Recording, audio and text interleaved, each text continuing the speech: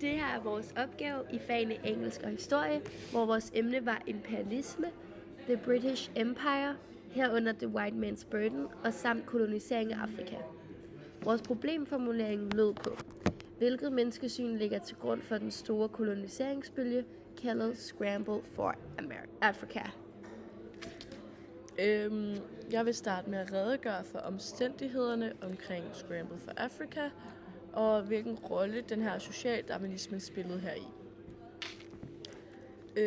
Scramble for Africa, det var en periode i slutningen af 1800-tallet, hvor europæiske magter konkurrerede om at kolonisere og udnytte ressourcerne i Afrika. Kapløbets resultat blev, at de etablerede afrikanske riger gik under, og at afrikanske folkeslag simpelthen blev opsplittet i tilfældige nationalstater. Økonomisk efterspørgsel efter råvarer og de ideologiske overbevisninger om socialdarwinisme spillede også rigtig store roller. Socialdarwinisme, den var inspireret af Darwins evolutionsteori. Socialdarwinismen så racerne som værende på forskellige udviklingstrin. Da den hvide race var på et højere udviklingstrin end de farvede, gav naturens egne love de hvide ret til at herske over de sorte. Så vil jeg lige analysere og fortolke The White Man's Burden, som er skrevet af Rudyard Kipling. Og derefter så vil vi godt undersøge, hvordan begrebet kommer til udtryk i perioden 1870 til 1914. Og så har vi også yderligere selvvalgt materiale, som vi også vil inddrage her i opgaven.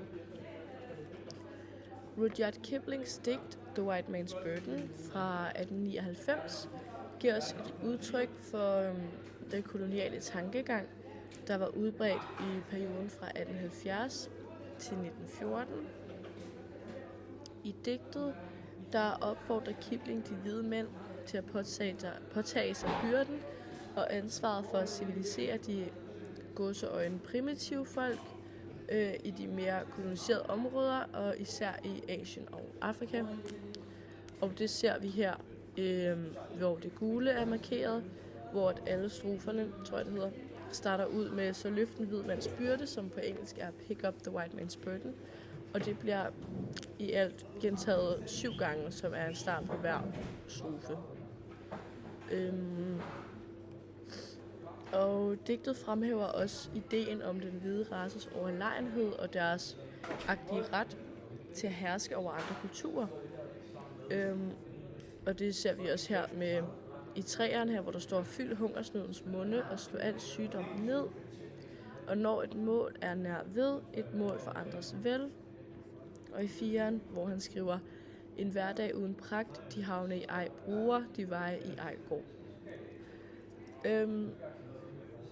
Kipling han beskriver kolonierne som steder, der er præget af kaos og uorden, og han ser det som en hvide mands pligt at bringe orden og fremskridt til de her områder, og det afspejler den udbredte opfattelse, som vi har af imperialismen som en civiliserende mission. Og i perioden 1870 til 1914, der var de europæiske lande rigtig ivrige efter at udvide deres imperier, og helt klart også at kontrollere ressourcer og markeder i andre større dele af verden. Og ideen om den hvide races byrde blev brugt som en retfærdiggørelse for imperialismen og kolonialismen, da det blev set som en moralsk pligt for de hvide nationer at gåseøjne hjælpe de lidt mere på en måde underlegne folk. Og det ser vi her med de blå, der er markeret her i 2'eren, hvor han skriver at søge andres fordel og skaffe dem gevinst, hvor det ligesom bliver fremhævet, at han vil hjælpe dem og give dem en gevinst. Og i 5'eren, hvor der bliver skrevet, fra dem I hjælper vrede, fra dem I vogter had, fra dem I langsomt lokker mod lyset hyl besæt. Eksempel på, hvordan denne tankegang kom til udtryk i perioden, kan ses i Europas opdeling af Afrika under Berlinkonferencen i 1884-1885. Her mødtes de europæiske magter for at fordele Afrikas territorier mellem sig selv uden hensyn til de lokale beboere i de områder.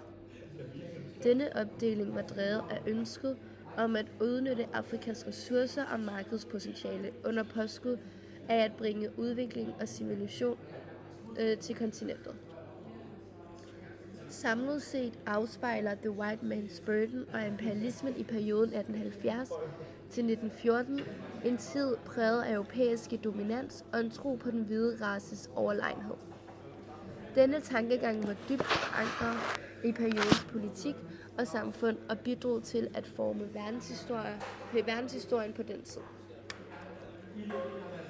På billedet, vi har valgt East African Transport New Style, ser vi sammenhæng med The White Man's Burden, hvordan den hvide mand hjælper i godsøjne de sorte til at arbejde mere produktivt og transportere på andre måder. På billedet står han med oprejst pande, som om han ville fremvise sig selv som en bedre, og som han godt ved, at han hjælper de sorte med at arbejde mere produktivt. Så har vi vores diskussion, som lyder på, hvordan periodens tendenser trækker tråde til senere tiders raceadskillelse. Cecil Rhodes, som var brite, rig og en af de største fortalere for imperialismen, som var at opnå magt. Han talte højt om raceulighed, og hans ord efter førte til apartheid. Cecil Rhodes mente nemlig, at ham selv og alle britterne var de bedste folk i verden. Hans logik ifølge vores kilde var altså, som er noget han siger, da britterne var det bedste folk i verden, måtte det være godt for menneskeheden, at britterne besad mest muligt af verden, arrogance for fuld udblæsning. Jeps. Apartheid-regiment var baseret på den ideologi, at den hvide befolkning var overlegen og skulle have særrettigheder og privilegier, mens den ikke-hvide befolkning blev underlagt systematisk diskrimination og undertrykkelse.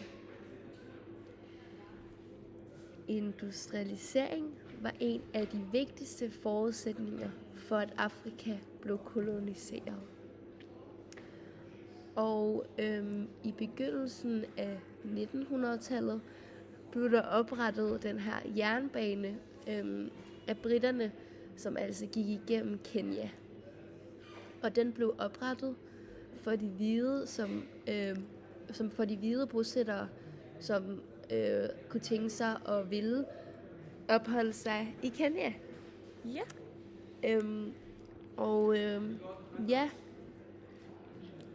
Det var vores opgave. Ja, det var vores forsøg på at besvare problemformuleringen, som lød på, hvilket menneskesyn, der ligger til grund for det store koloniseringsbølge, som kaldes Scramble for Afrika. Og derfor er vi så kommet ind på det her digt og perspektiveret til det billede, vi havde med. Yep. Yes, tak. Hej. Hej.